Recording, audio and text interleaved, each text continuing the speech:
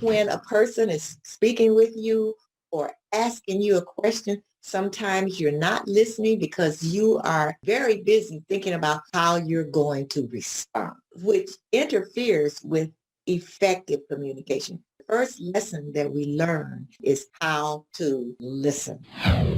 Welcome to the My Future Business Show, where we get you in front of your best audience and keep you there. Not only are we interviewing the biggest names in business to help you become even more successful, we're inviting you to book your spot on the show to help you grow your business. So at the end of the call, make sure you fill in the interview application form at myfuturebusiness.com/interviews. Hi, and welcome to the My Future Business Show. My name's Rick Nusky, and do I have somebody very special on the line with me today? But before we jump into that, I'd just like to say thank you so very much for your support of the show. The feedback that we're receiving is wonderful, and it's making all the difference knowing that it's making a difference for you. Now, on today's call, I'm with the wonderful Dr. Janice Hooker Fortman. Welcome to the show, Dr. Jan. Thank you very much. Yes, Thank you. my pleasure. Now, you and I were talking off the call about communications, how there are several different types of communication skills, and we're going to obviously rely on your expertise and many years in this field. But before we do that, I always like to talk a little bit more, I guess, on the personal side, away from the things that you do in terms of hobbies. Do you have any hobbies that you like to get involved with? Yes, as a matter of fact, I love line dancing. Fantastic. Yes, and I enjoy it. It's a great way to exercise. It's a great way to socialize, and I really enjoy it. And I also enjoy reading, um, not so much business books as I should, but but I like kind of mystery novels. Fantastic. I love it. So I know that you're active with the church. Is that still very much a part of your life? Oh, yes, yes. I'm an elder at Pullman Presbyterian Church in Chicago, Illinois. And yes, I am very active. I'm Fa- on different boards. I've been the president of the Women's Association, and I've held various uh, just roles Yeah, in the church, including fantastic. singing in the choir. Oh, excellent, excellent. That's just a wonderful way to express ourselves, isn't it, through singing? Oh, yes, yes, It's yes. very, very important. Communication. Yeah, Yeah, we communication. communicate. Yeah. Yes, Yes, yes. and one of the things I think about when I think of church, I think of the Bible, and I think about written communication. That's one form. There's obviously Mhm. the active voice, and then there's the passive behavioural communication. I'd love for you to, walk us through that. But before we start talking about that, Dr. Jan, I was wondering if you could share your professional background to give a bit of context to today's call. Okay, I am a retired school teacher and educational person, Mm-hmm. really, as far as an administrator is concerned. And once I retired, because communication, of course, was uh, actually, I would say, the main part Mm-hmm. of my past career, I started just going back to school, and I ended up getting my doctorate degree in educational leadership, which led me to do a lot of presentations. And I'm also an author of two published books. And so all of it involves communication, personal communication, professional communications, and relationships. I wonder, I think about education. I think about the very early days as a parent. I think about, how we're, I guess, teaching our children to communicate nowadays. And I was just wondering if we could, I guess, start there and talk about styles of communication, when communication should start, and whether or not technology is, in your opinion, changing the way we communicate with our up and coming generations. Well, I'm going to tell you something and your audience something about communication and when it starts. Actually, it starts in vitro. Of course. Yes, communication starts between the mom and the dad and the baby in the womb. I did some research, and babies in the room before they are born are listening and they are responding. And so that's when communication really, really starts. When children are in school, it's important to pay attention not only to their verbal communication, but their nonverbal communications, because you can find out a lot about how a child is receiving information, receiving the education, just by the way they are verbally communicating, by their eye contact, by their movements, just a lot of things that I've done several presentations to teachers to let them know just because a child doesn't raise his hand does not mean that they don't know the answer to the question. Ah, And yeah, so it's all very subtle, very subtle. And as far as styles of communication is concerned, we all have different styles of communicating. Some of us are very animated, more verbal. Some of us kind of communicate quietly. It's different styles of communication. And when you talk about now technology, and mm. you um, now that everything is mostly virtual, there's something totally different that goes on. I always say that the eyes have it. The When I eyes say the have it. eyes, I mean these eyes. Yes, of course, absolutely. Right. The These, eyes th- have it. these are wonderful insights. I know this is going to be a fantastic call because there are just so many different places we could go with this. In my professional background, I found it was quite easy for me to connect with people on a very personal level. But what I found it difficult to do, just using myself as a case study, I guess, was to instruct people to follow instruction in a workplace. How do we find out when we're employing someone, for example, because I know you do a lot of corporate work, how do we Mhm. know what type of communication style they use? Is there a way to find that out? Actually, what I prefer is not some kind of a academic or written test, Mm-hmm. but just really by talking with them and and and viewing them and viewing all of the subtle signs. As I said before, the eye contact, the uh, the physical movement, the body movement, the way they're situated when if you are interviewing them, just there are all kinds of subtle things that you could look for there, vocal variety, um, and whether or not they're really coming across as authentic. And Yes. you get that really through a conversation, and not so much an interview, but a conversation. Yes, because I remember when I was studying that I had one of my modules at uni was to do with effective communication skills. Can we talk a Mhm. little bit about, I guess, being able to recognize when we're being ineffective when we're communicating in any setting? Listening. Listening is the number one thing as far as communicating. That's the very first thing you talk about when you're talking about effective communication. We have seen, and I think you will agree, that when a person is speaking with you or asking you a question, sometimes you're not listening because you are very busy thinking about how you're going to respond, and which interferes with effective communication. So I always say the first lesson that we learn as far as effective communication is how to listen. Another thing that I found as far as effective communication skills are concerned is you have to really think about who you're speaking to as far as cultures are concerned. Yeah. Yes, yes, yes. You can say something, and from your cultural background, it can mean one thing to you. But if you speaking with someone from a different country, from a different culture, might mean something totally different.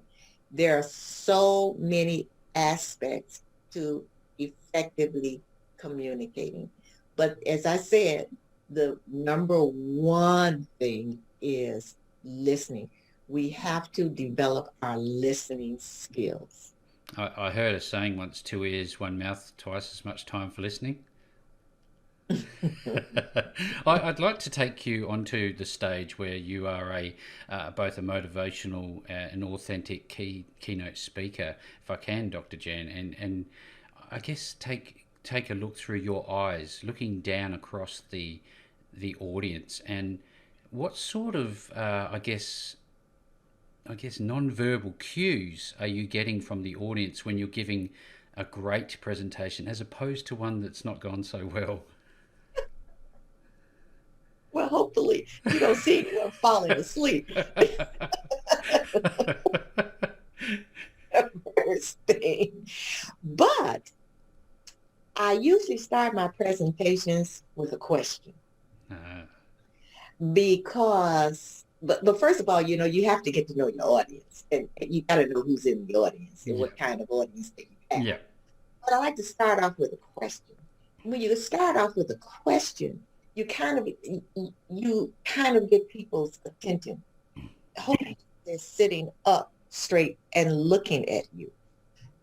And you really, when I say the eyes have it, the eyes even have it when you're on a stage, when you're looking out at your audience, because you want them, of course, to be paying attention to you.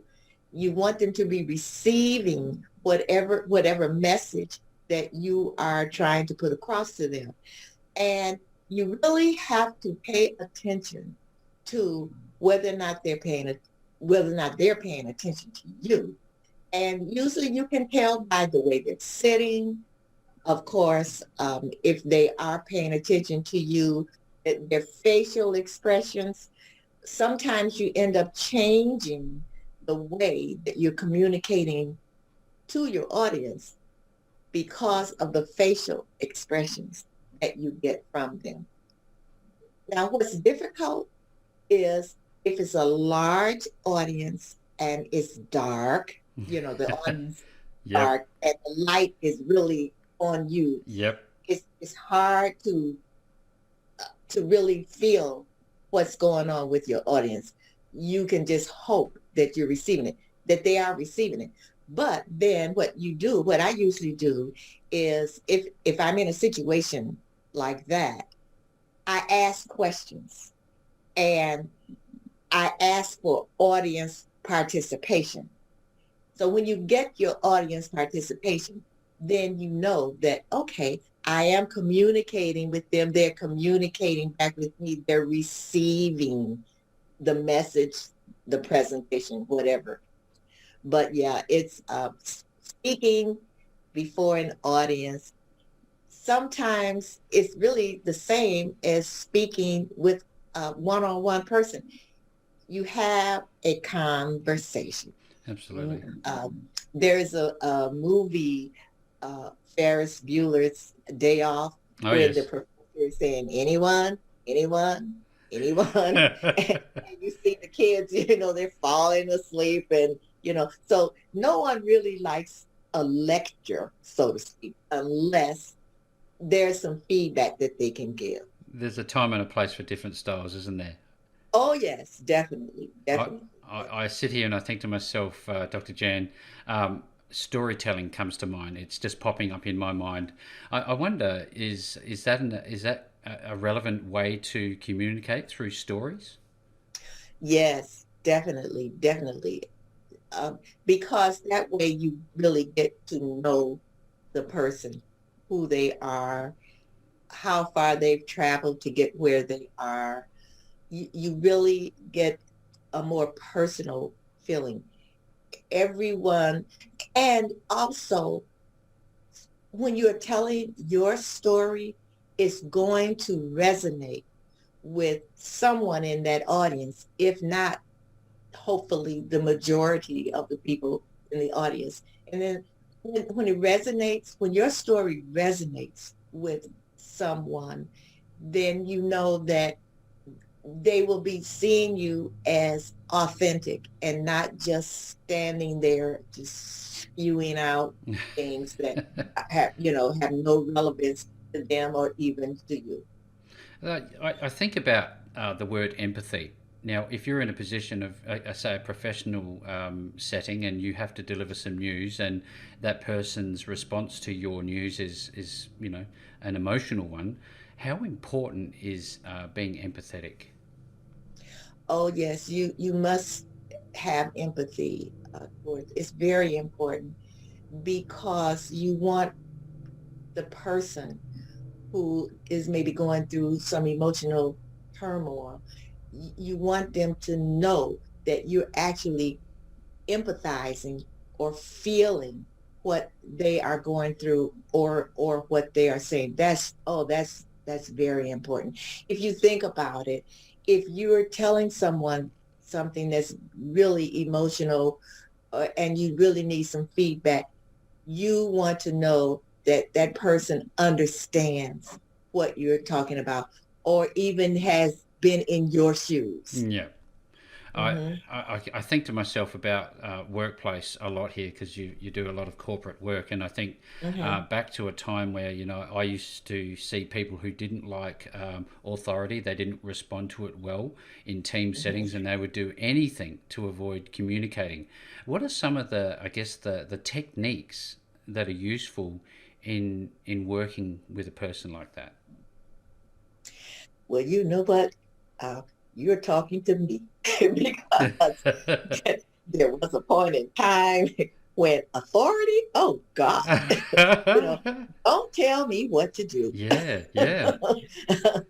And, you know, when you talk about storytelling and you talk about empathy, I can go back to personal experiences Hmm. as far as that. And I needed someone to really listen to me and try to get to why it was that I felt that I didn't like authority.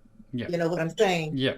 And what happened with me is that a particular administrator, when I was working before I retired, really sat down and spoke with me and asked me different questions to find out what it was that kept me from really being able to accept an authoritarian Hmm. figure, or and I said some things.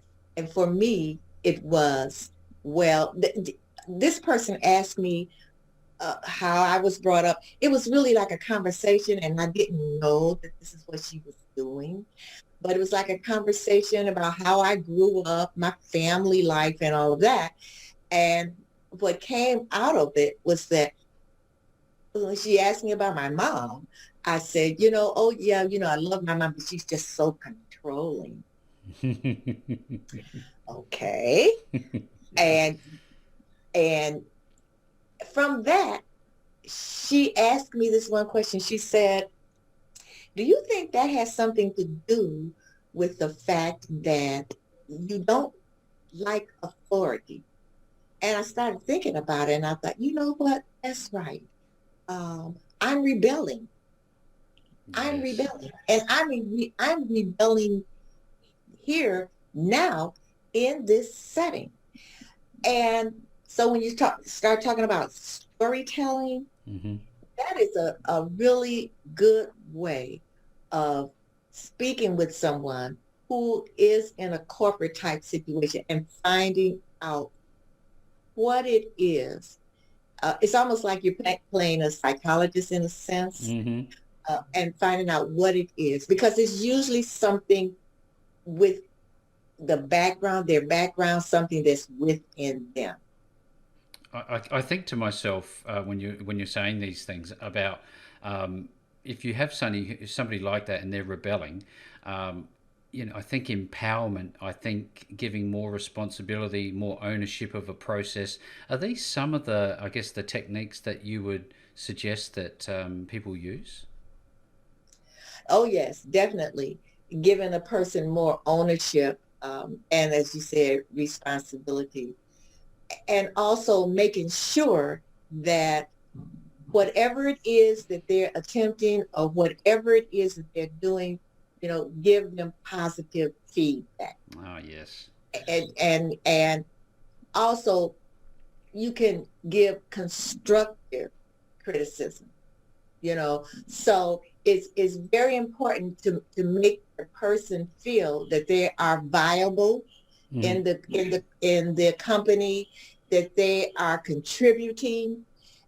You really have to build, if you feel that that person in your company or your corporation or your business is a viable part of your business, you have to make them feel that way. you Yeah. you have to, you know but I know sometimes, depending on what uh, type of leader that you are, a lot of times it might not be the employee, so to speak. Mm-hmm. It might be the leader, Oh, yeah. because the leader can't let go of their they can't give anyone else responsibility. They have to keep it all to themselves. So it's not always, I would say, the employee. It sometimes it's the leader. Thank you so very much for sharing this wonderful insight. I wonder if we shift a little bit and start talking about behaviour in social settings, more so to do with our non-verbal communication.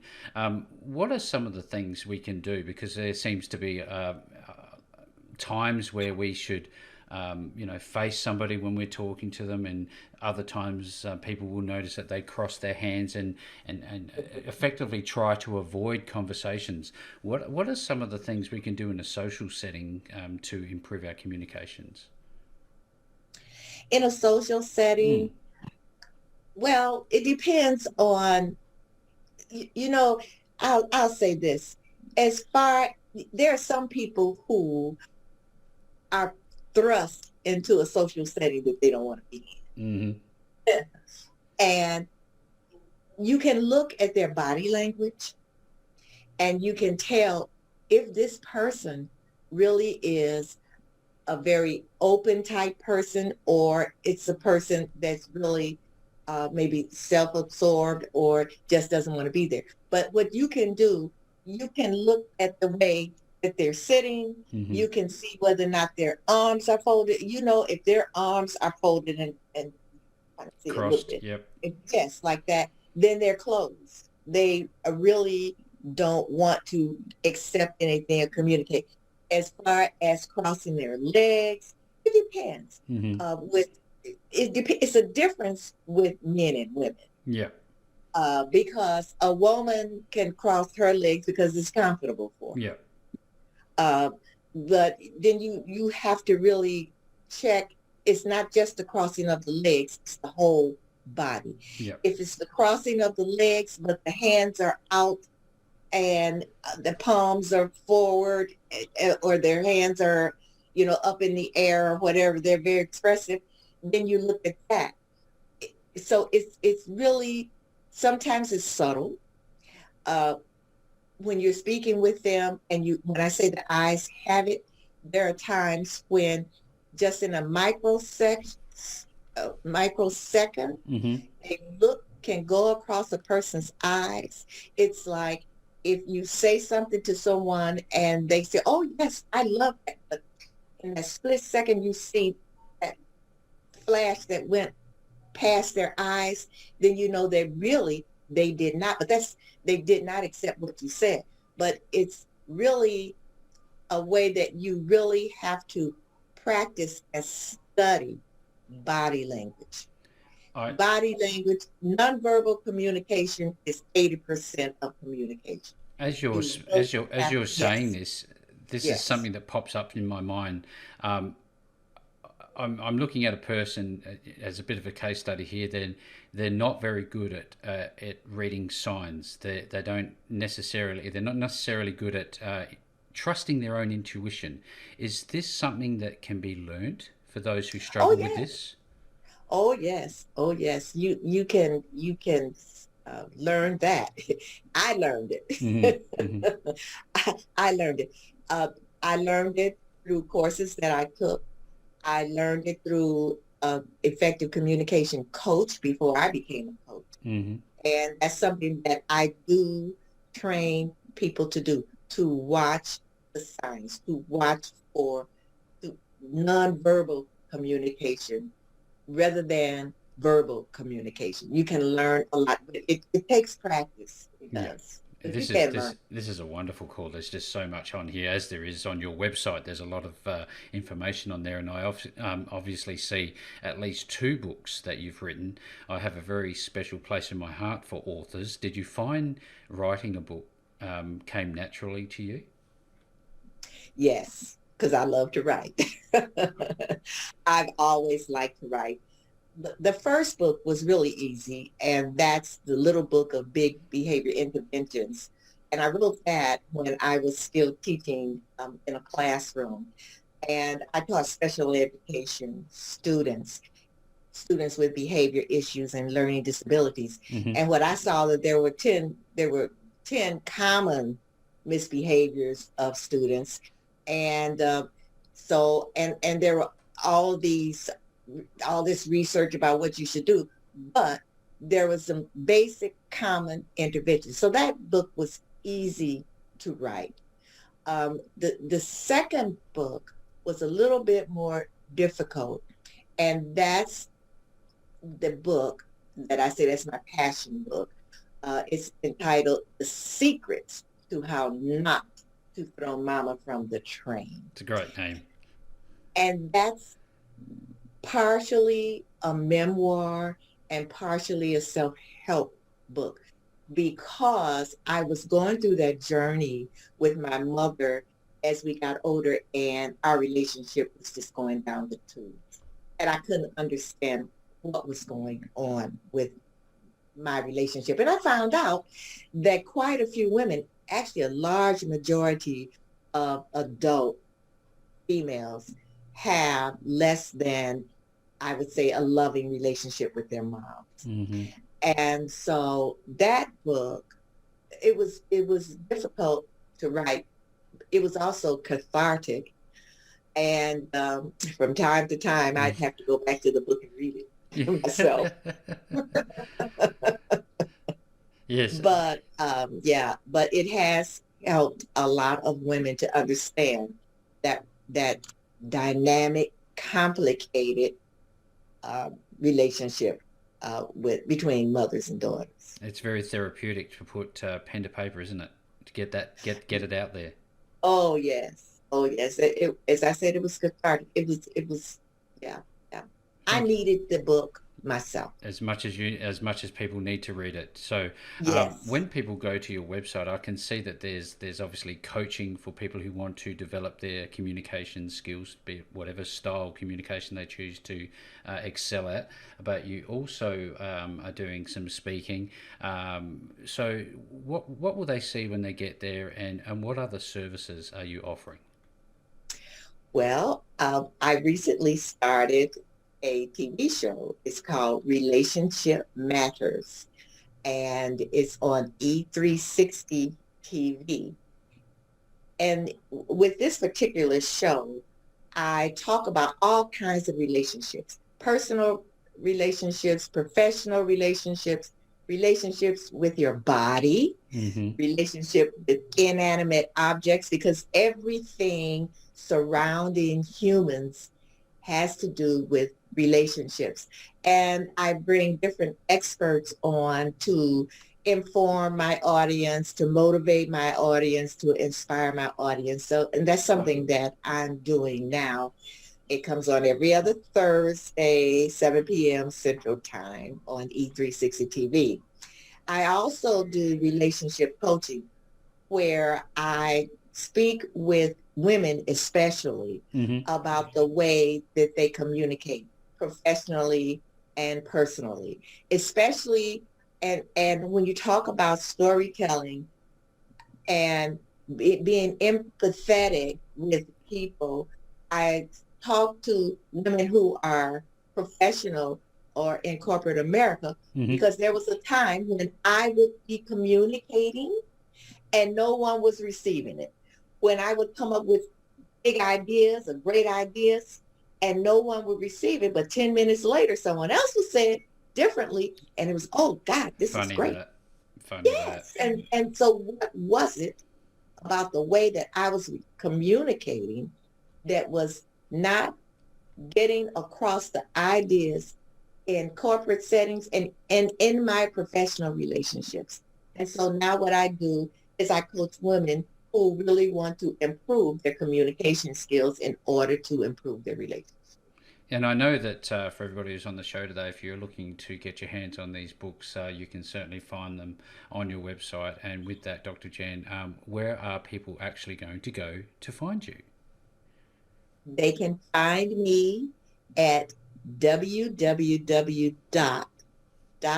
www.drjanicespeaks.com. And that's DRJANICE speaks.com. And my email, if they would like to reach me and become a guest on my show or even sponsor my show, is Jan for the number 4 now 125@gmail.com. Thank you very much for sharing, Dr. Jan. Everybody who's on And my the books are on Amazon. also on Amazon, yes, there are Oh certainly yes, my some books links are also there. on Amazon. I will be making sure, Dr. Jan, to put all of the links to this wonderful call to your website. No matter where people find this interview, you will find the links back to Dr. Jan. And this has been just such a wonderful, warm, open conversation.